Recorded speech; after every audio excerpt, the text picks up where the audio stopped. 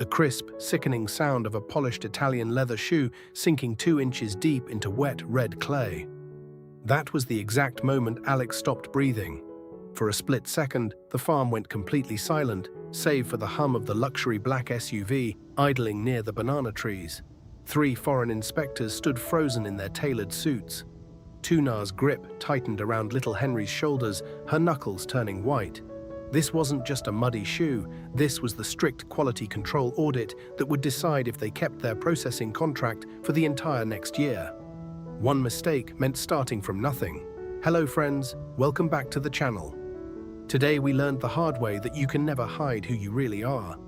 And sometimes a ruined pair of shoes is the only way to save a family's future. The morning had started long before the sun even cleared the bamboo gate. Tu Na had been awake since 4, her calloused hands scrubbing the already clean wooden porch until it gleamed. The usual comforting smell of wood smoke and morning dew felt heavy today, entirely swallowed by a thick cloud of nervous anticipation. Inside the house, little Henry's small blue sandals sat neatly by the door, completely unaware of the invisible weight pressing down on his parents. Alex wasn't wearing his faded cotton work shirt. Instead, he was trapped in a stiff, uncomfortable button-down collar that made him sweat in the morning humidity. They were trying to look like a corporation. They had spent a week memorizing spreadsheets, hiding their worn, well-loved tools, and pretending this living, breathing farm was a sterile factory. But when that heavy black SUV finally crunched onto the dirt driveway, the fragile illusion shattered. The vehicle looked like an alien spaceship parked against the wild green banana leaves.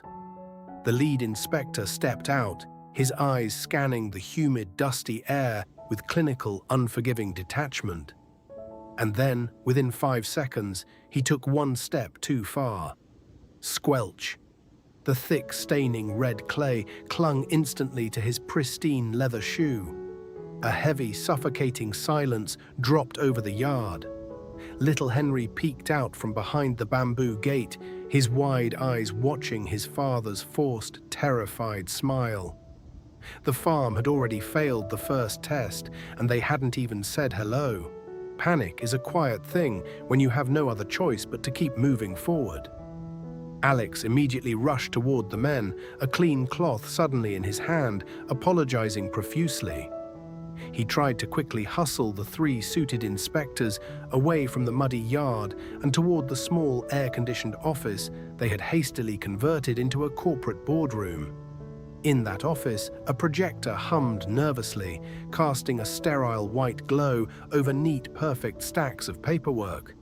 On the table, an array of catered, store-bought pastries sat untouched, looking plastic and entirely out of place here in Kamthan. Alex desperately wanted them inside that room. He needed them inside that room, where he could control the narrative with graphs and hide the unpredictability of rural life. But the farm is not a spreadsheet. It is a living, breathing, chaotic ecosystem, and it absolutely refused to stick to Alex's carefully rehearsed script. As they walked past the main processing warehouse, the morning heat rising off the corrugated tin roof, disaster struck again. A rogue flock of free-range chickens, entirely unbothered by the corporate tension, suddenly burst from the bushes. Feathers flew in the humid air, scattering directly across the inspector's path. The men in suits recoiled, swatting the air as if offended by the very nature they were here to audit.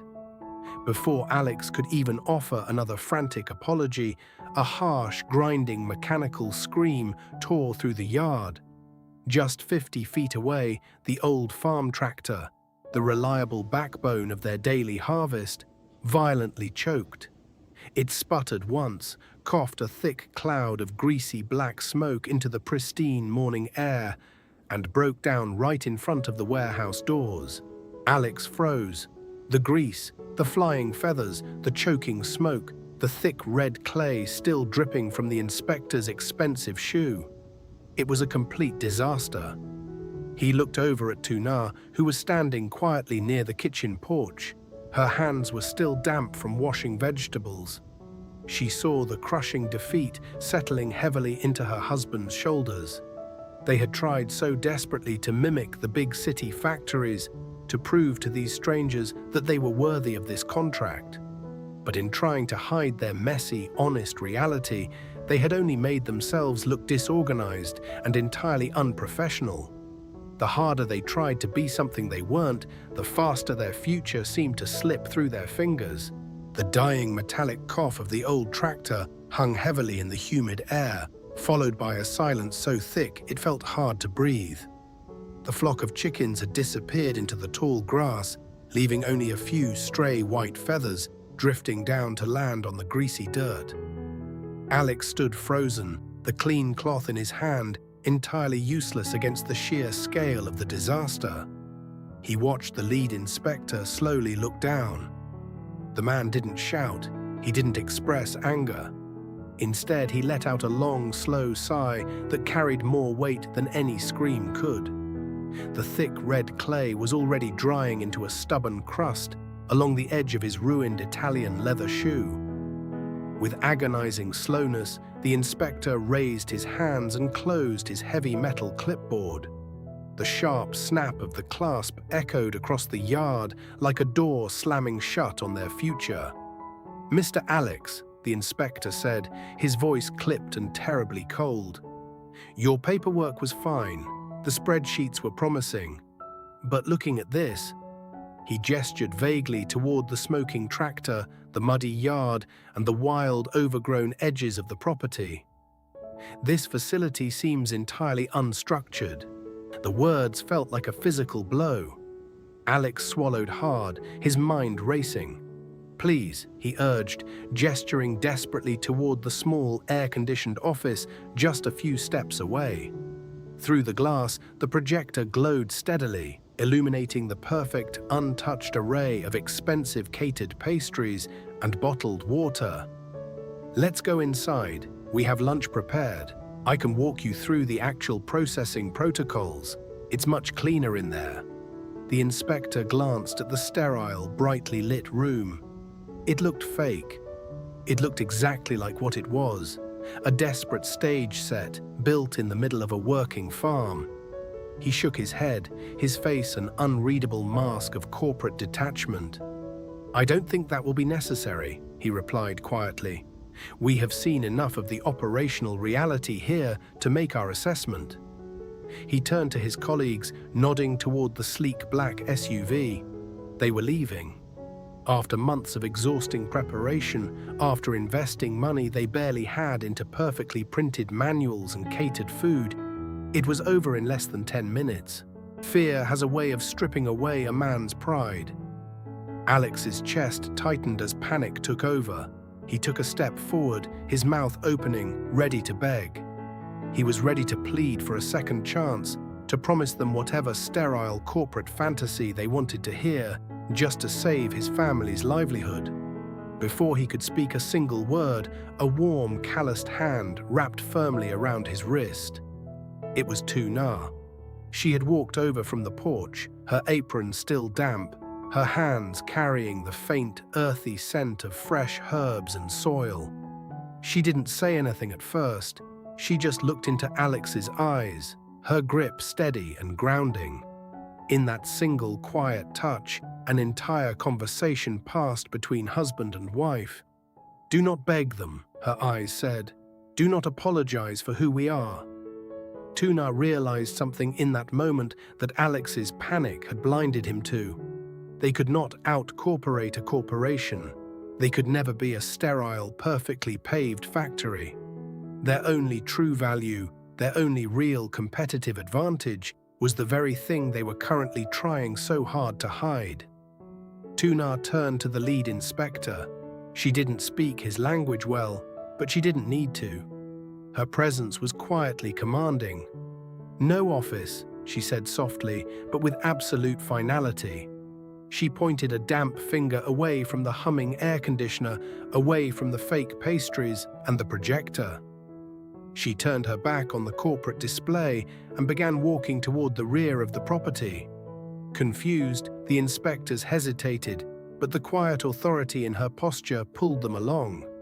She led them down a narrow dirt path, under the deep shade of the jackfruit trees, straight toward the open-air communal kitchen. As they approached, the sterile scent of AC gave way to the rich, intoxicating aroma of wood smoke, toasted garlic, and simmering broth. Here, there was no script. There was only reality. Ba Phuong, the farm's elder cook with a deeply lined, smiling face, stood over a massive blackened cast-iron pot resting on an open flame. A dozen farmhands, their clothes stained with the same red clay that had ruined the inspector's shoe, sat comfortably on low wooden stools. They were resting, laughing quietly among themselves, passing bowls of steaming rice and fresh greens, harvested just steps away. It was loud, it was worn, and it was undeniably beautifully alive. The heart of the farm wasn't in a polished office. It was right here, in the dirt, where the people who worked the land broke bread together. Tu Na pulled out a heavy, scarred wooden chair. She looked directly at the strict inspector, offering a gentle, unapologetic smile. "Sit," she said, pointing not to a spreadsheet, but to the center of their actual lives. The lead inspector hesitated for a fraction of a second before slowly lowering himself onto the low, uneven wooden stool. His pristine suit jacket crinkled awkwardly against the rustic setting, but Tu Na didn't offer a single apology. Instead, she moved quietly toward the large, crackling cooking fire. Within moments, she returned and placed a steaming, slightly chipped ceramic bowl of kan chua, sour fish soup, directly in front of him. It was the exact same humble meal the tired farmhands were eating. The golden, bubbling broth was intensely fragrant with tamarind, floating with bright red tomatoes, crisp bean sprouts, and sweet chunks of pineapple harvested right from their own soil. The inspector stared down at the bowl in silence. Before he could even reach for his spoon, Ba Phuong stepped forward. With a warm, deeply lined smile, the elder cook handed him a clean, damp cloth and gestured gently toward his ruined, clay-caked shoe. The unspoken message in her eyes was clear. Here, we take care of our own. In that small, quiet act of rural hospitality, the rigid corporate wall finally broke. The inspector took the towel, wiping the mud from his shoe before slowly picking up his spoon. As he tasted the bright, deeply complex broth, his stiff shoulders visibly dropped. He looked up, truly seeing the farm for the first time.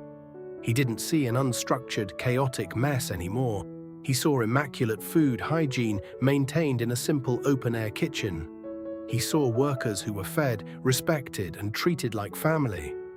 He realized that the true quality of this farm wasn't measured in sterile spreadsheets, but in the relentless, honest care poured into the land every single day. The very authenticity Alex had desperately tried to hide was actually their greatest, most undeniable asset.